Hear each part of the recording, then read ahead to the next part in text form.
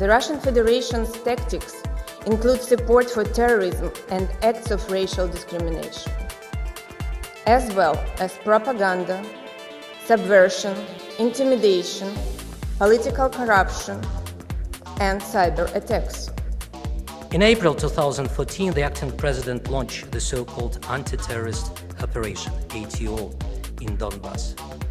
That led to the tragic civil war in the east of Ukraine. The destruction of the flight MH17 with the Russian book system did not stop Russia financing terrorism. With that continuous support, we suffered an attack on a bus at Volnovakh. A mere 2 weeks later, Mariupol was bombarded, and Kramatorsk in a few weeks after that.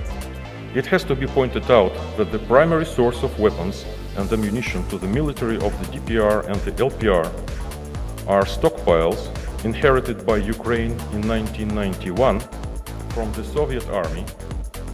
A lot of these stockpiles were deposited in the old mines of Donbass and later captured by rebels.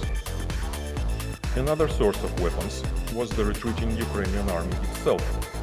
While in the east of Ukraine, civilians continue to suffer indiscriminate attacks, in occupied Crimea, the Russian Federation continues to implement a Soviet-style approach to human rights, suppressing groups it sees as its enemies.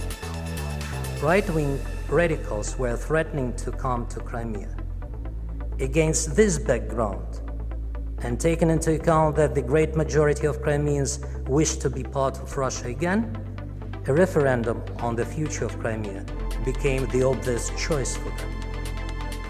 In this case, Ukraine seeks relief for Russia's continuous violations of 2 treaties: the International Convention for Suppression of the Financing of the Terrorism and International Convention on the Elimination of all forms of racial discrimination.